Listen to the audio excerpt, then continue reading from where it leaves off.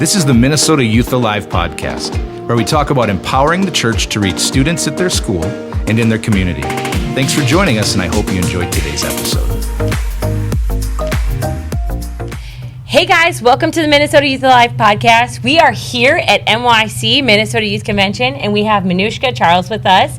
And so you are a speaker. Is this your first time to Minnesota? This is my very first time in Minnesota. I'm happy to be here. You're happy to be here. You say that, but when you arrived, when you flew in, You drove down the road.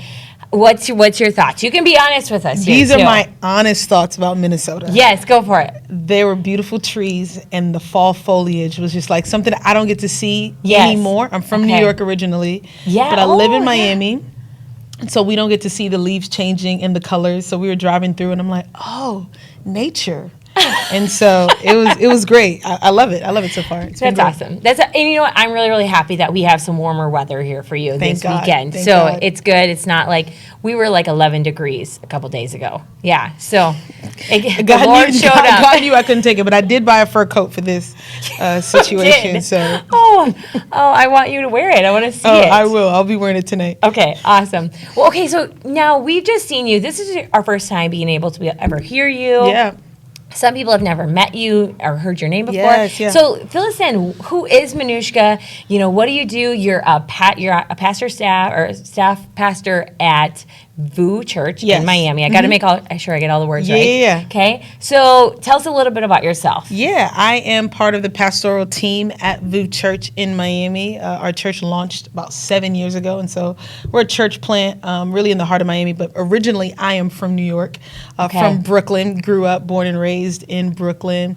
But I grew up in church. I kind of always been around church. I was even mentioning just being at this convention. It reminds me of the ones that I would go to as a teenager. We would go to Rochester, New York, actually. Ooh, a little different. And so a little no, not even. Exactly the same as Really? Rochester, Minnesota. There's nothing else but a convention center. And so we would drive up like 6 hours to Rochester, New York, and we'd be part of these youth conventions. And so that was kind of like my upbringing in church.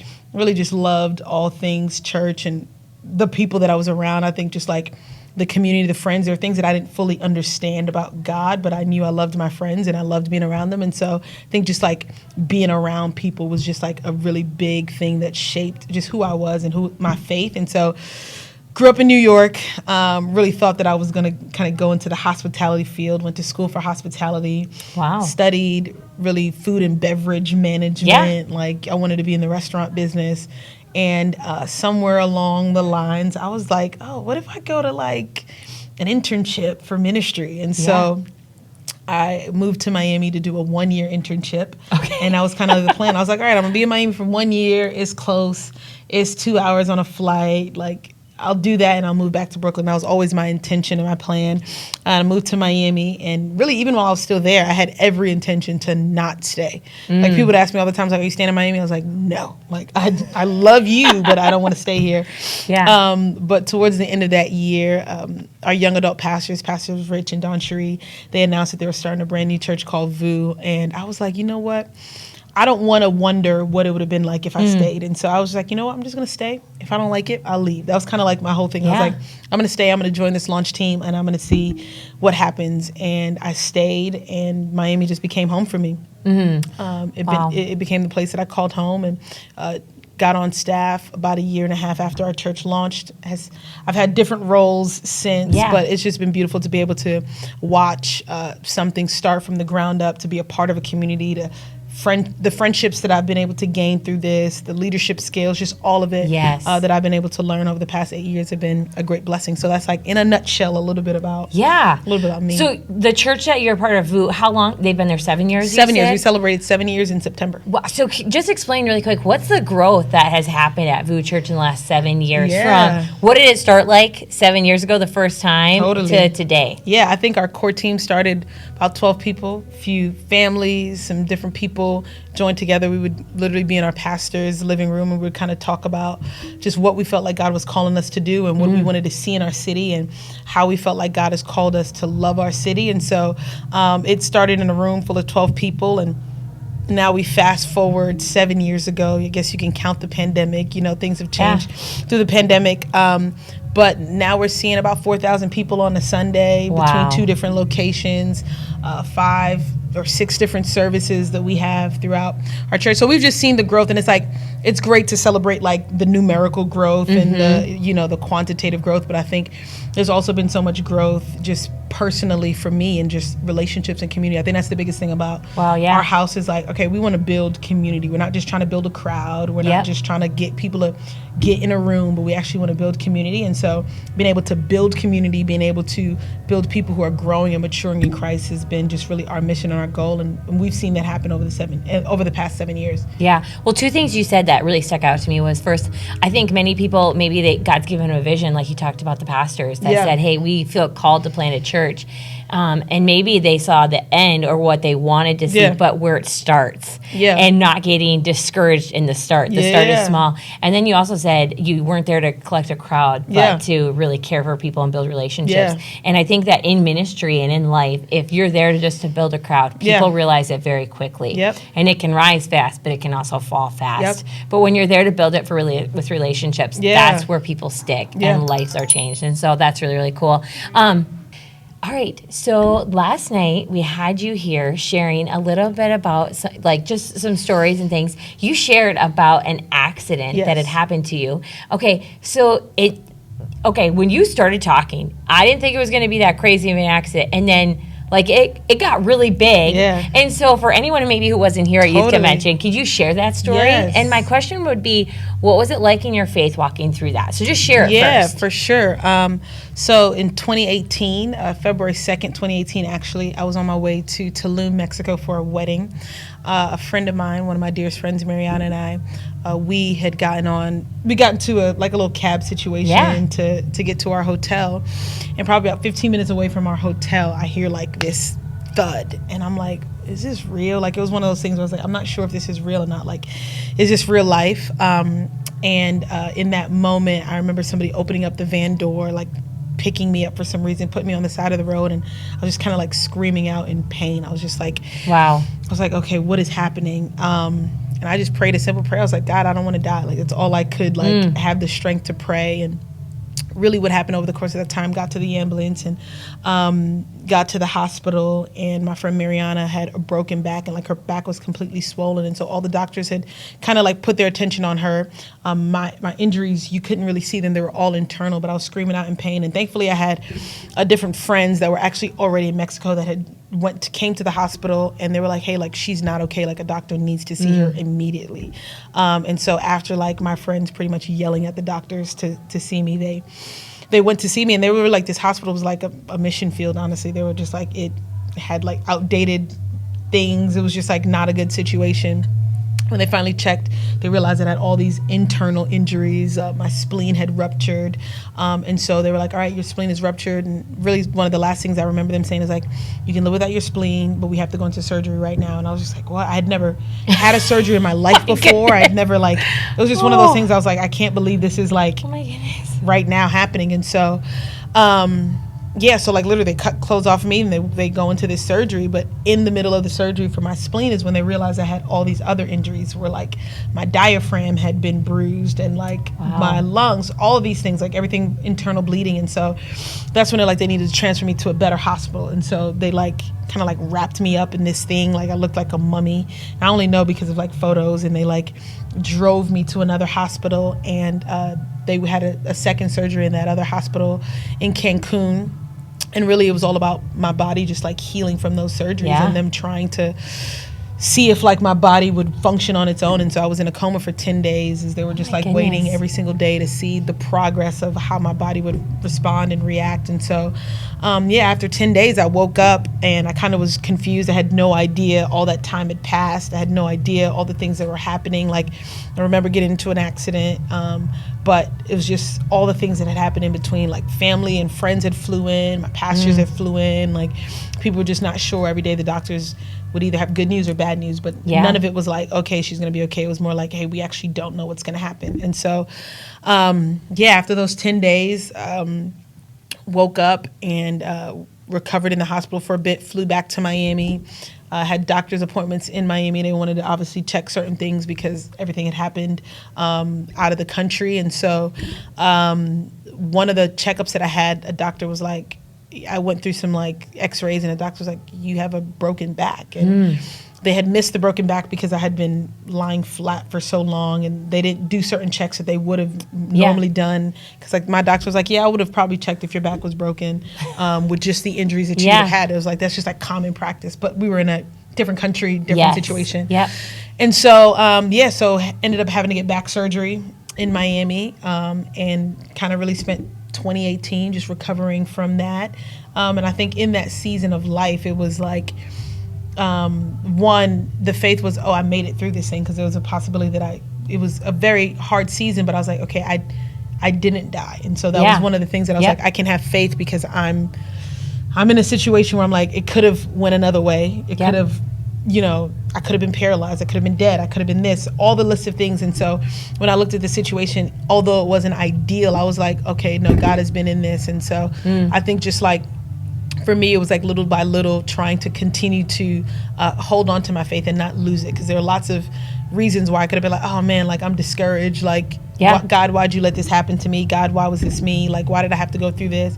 But I just looked at it from the other perspective. I was just like, no, there's something that I can like take from this. And like, I can see there was just like story after story of things that God had did, even in the midst of that I'm like, okay, I can see God's hand on this, and I can see his faithfulness even in the midst of this like really horrible situation.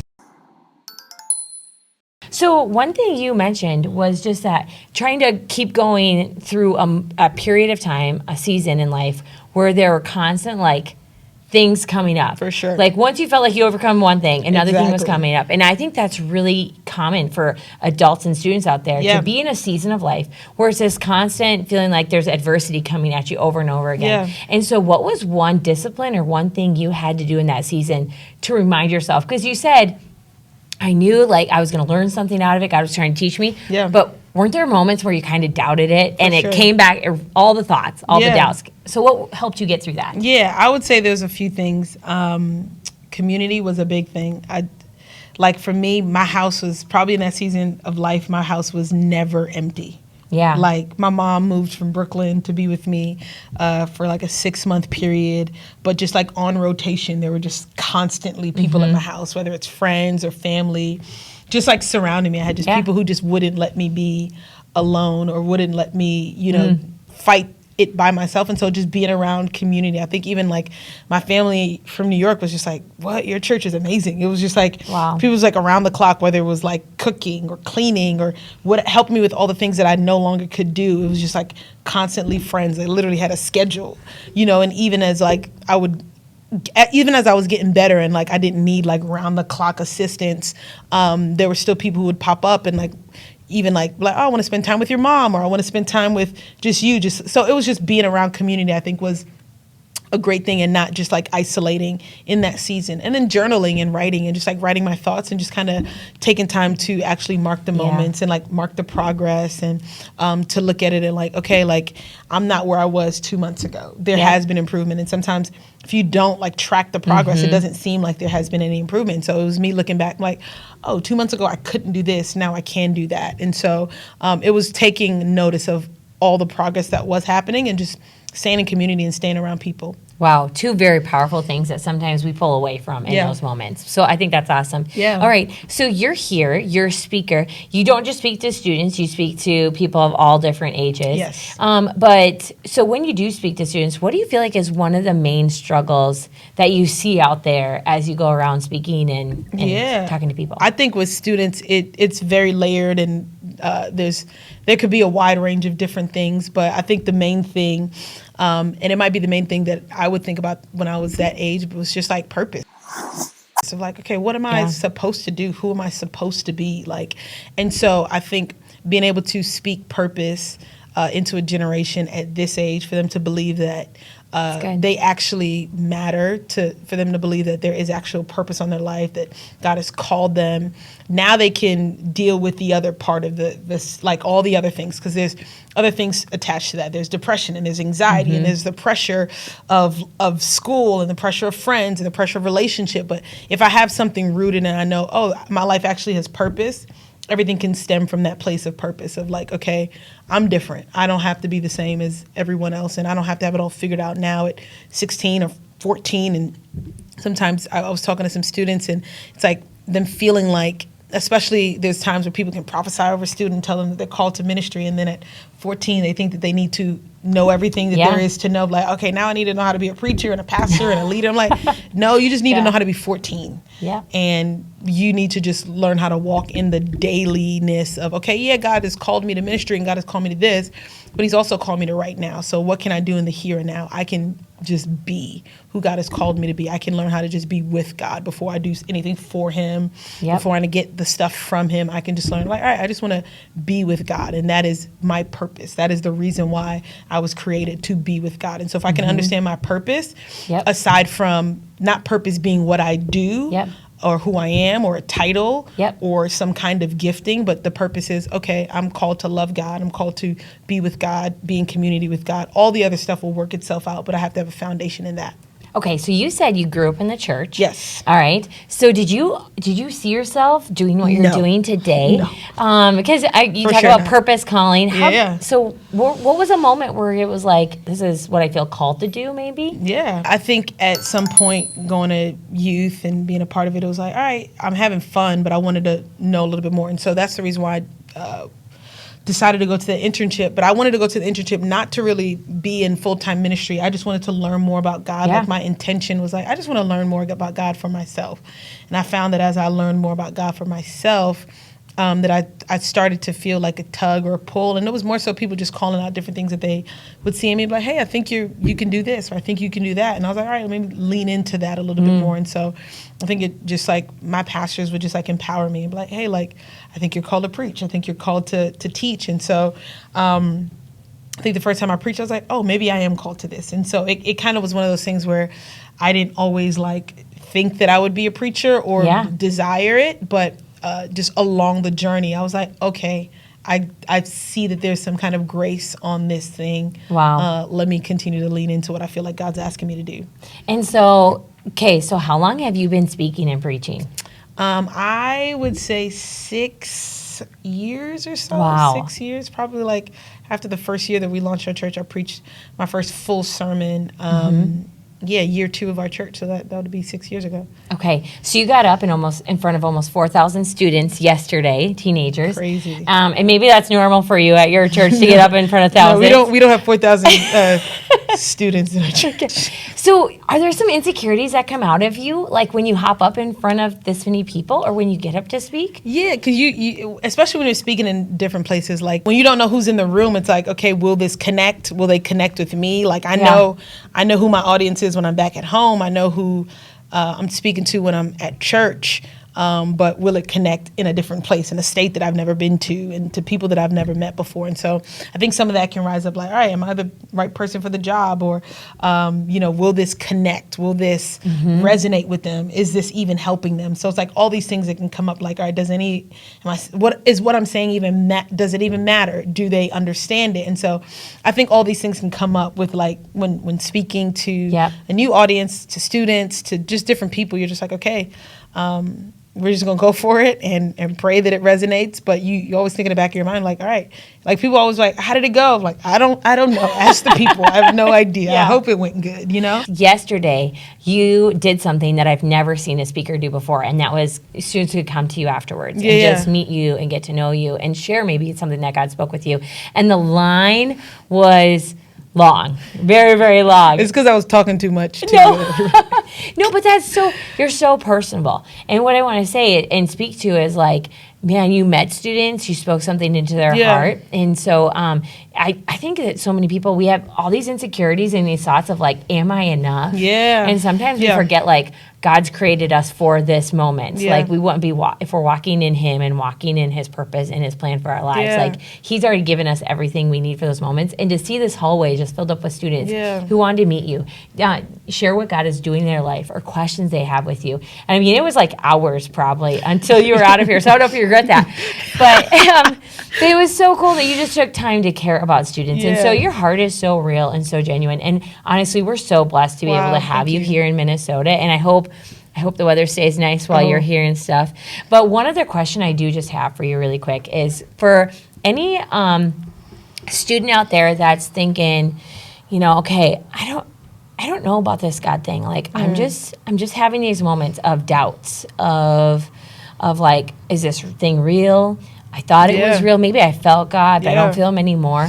What would kind of your thoughts be for them? And that's a hard question to ask. No, I actually had met somebody who was like, I don't know if this is real. I'm here, but I have no idea. I don't know if I believe this. And so I think I want to speak to two different things. I know there are youth leaders that are listening, and I think it's important for us to model what it actually looks like to follow Jesus for another generation, for them to see it authentically, because some of the tension can be that I hear one thing, but I see another thing. Like I hear that we should live like this, but I see a whole nother thing. And so being able to model to young people what it looks like to actually live authentically so that they can have a picture of what that looks like, not just on a Sunday or whenever the youth day is, but like in the ins and outs, like as we're doing life with these students so they can actually see what the real is. But I think for other people, it's like, it's okay to have questions and it's okay to have doubts. It's okay to be like, I wonder if this is real. Like I think about the story where John the Baptist, who was Jesus' cousin, who baptized Jesus, who just all the things, he would have known everything about Jesus. Yeah. But he has this moment where where he's asking this question and he tells his disciples to go to Jesus and ask him, are you the one, or should we wait for another? It's like if John the Baptist had his doubts about his cousin Jesus, that he had given his life to prepare the way for. He lived in the wilderness and ate like locusts and he ate honey. Like he lived this like wild life, not like wild living, but he like lived in the wild and only preached the gospel. And for a better portion of his life believed in Jesus. And then there comes this moment where he's in prison where he's like, I actually don't know if this is real or not. Can you confirm for me this is real? And so I think it's okay to come with the questions. It's okay to wrestle. Like that's like, I can wrestle with my faith. It's okay for me to wrestle with what the Bible says, but it's like for me to wrestle with it in the right way, in the context of community, like to bring my questions to people that I trust, to bring my questions and my doubts to God and to leaders and to people like, hey, like I'm really struggling with this truth. Like, can you help me? And then there are other things that only the Holy Spirit could reveal. And so it's like just asking the Holy Spirit, all right, just speak to me. Like, if like God, just show me, and being willing and open to actually hear from God and to see him. And so it might happen in different ways. It can happen in conversation. It can happen through a sermon, like where people are like, oh, you know what? God is actually real. It can happen through somebody looking at somebody else's life and like, oh, okay, I think God is real because X, Y, Z. And so it's like, it's knowing, all right, I can wrestle with this. It's okay for me to have doubts. It's okay for me to have questions, but I have to filter my questions to the right people in the right way and bring them to God. Yeah. I think I've heard someone say the Bible is strong enough for us to be able to wrestle with it. And sometimes we don't. We think we just can't for sure step out and ask those questions. And so that's great. Okay. So we take a few moments here to just ask you some questions about yourself. Are you okay with answering some? Yes. Okay. So let's just keep it really simple. Yep. All right. First one for you is, what's your favorite food? Oh man, Haitian food. Haitian food or Caribbean food. Any really? Okay. Oh man, that sounds really good as you talk about that. It's actually incredible. Okay. Next question for you is, what's your favorite moment in ministry that you've had so far? I think one of my favorite moments, there's lots of incredible moments that I could speak of, but I remember texting our team after we had our first beach baptism. So we're in Miami, so we have the beach, thank God. And we're like, we want to start hosting beach baptisms. Like, let's get up at 7:00 in the morning and go to South Point Park in Miami and like baptize people. And the first beach baptism we had, I mean, it was absolutely gorgeous. I mean, just the weather was beautiful, but just like seeing people get baptized is one of my favorite things. But just like being able to be out there and celebrate people, it was just this beautiful, peaceful morning. And so I literally, like right after that moment, I was like, this is the best thing that we've ever done. But that's probably one of the things that I would say that I really just enjoyed being a part of, just watching people just like make a public declaration of their faith, and then this beautiful backdrop of like God's creation, and being a part of that was special. Okay. Another question I have, because we'll just do them quickly. What is one of the biggest disciplines that you've created in your life? Sabbath, I would say. Oh. a few years ago, read a book by John Mark Comer called The Ruthless Elimination of Hurry. Okay. And just as a church, we went through what different spiritual practices and disciplines were, Sabbath being one of them. We talked about rest specifically, and just seeing Sabbath in a different way of like, we hear about the Sabbath, and one of the things that John Mark Comer talks about is like there's like two extremes. Like we either just like eliminate it and don't observe it at all, or we look at it in this like very religious context. And so looking at Sabbath as this opportunity to rest and to be able to not look at life like I am what I produce. You know what I mean? Yeah. So like the way that the Jewish people look at their day is that their day begins at night. And the whole purpose of their day beginning at night is that they do not start from a place of work. They start from a place of rest. And so just that idea of like, I start my day at rest and not at work. And so I'm not what I do. I'm not what I produce. And that's like the biggest lesson of Sabbath, right? When the first time that God introduces the Sabbath to his people is like right out of 400 years of slavery. And so their whole entire context is, I am what I do. I am the amount of bricks I produce. I am this, that. And so he introduces this idea, and he tells them in the 10 Commandments, the Sabbath, keep it holy. It's like the first time somebody's telling them to take a break. And you are not what you produce. You are a child of God. You are loved by God. And so the Sabbath is just this beautiful reminder. And so for me, just incorporating the Sabbath into my life, whether it's a Friday or a Saturday, but just like intentional time where I'm like, all right, I'm going to do the things I enjoy. I'm going to rest. I'm going to get off my phone, get off social media, eat good food, go to the beach, whatever it looks like. But just like life gets busy. So it's like, all right, let me make sure that I have intentional times of rest. Not just like, you can have a day off and not rest. And so being really intentional about what that looks like. So Sabbath has definitely been a spiritual discipline or practice that I've incorporated that I feel like. I love that. It's great. I love that. I don't think many people would say that. So I think that that's so good, and I think it's something we lack a lot today. Okay, last question I have for you would be this. Okay, so you're here, you're speaking, you do speaking all the time. Okay, what is one dream that you'd want to see happen, like in your life, or what you want to see maybe come into fruition or come true or a ministry dream or like ministry? It could take it whatever way you want. It could be ministry, it could be personal. A dream of mine, one of my dreams, I want to own a restaurant. And so it has nothing to do with ministry, but it does, because hospitality is also a spiritual practice and a spiritual discipline. Bible talks about hospitality. And so I would want to own a restaurant. That's one of my dreams. It's kind of like in the back of my head. It's something that I've wanted to do for a really long time, and maybe I'll do it, and maybe I won't. Who knows? We'll see. Can I ask what you would name it? I have had some ideas, but like I got to get them copyrighted, so I can't tell you. Okay. Can't tell you on camera. Well, as soon as it opens up, I will come. Yes, I'm hoping there would be Haitian food there. There would be some iteration, so. Okay. I have some ideas. I'm working on some stuff. Awesome. Well, can I just say it's been a joy to talk to you. Thank you so much for taking time out of your very busy schedule to just connect with our students. And my schedule's not that busy. I have nothing else to do in Rochester, Minnesota, so I just want to throw that out there. Well, it's been great having you here. And so thank you so much for just sharing your heart and passion last night. And I'm excited to hear you tonight. Thank you. And I know students are ready to hear from you, as I've just heard them in the hallway. So thank you so much for joining us, sharing your heart. Students, we'll connect with you guys next time at the Minnesota Youth Alive podcast. We'll talk to you later. Thanks for joining us for this episode of the Minnesota Youth Alive podcast. Remember, you can download the Minnesota Youth Alive app and check us out on Instagram and Facebook for updates and information.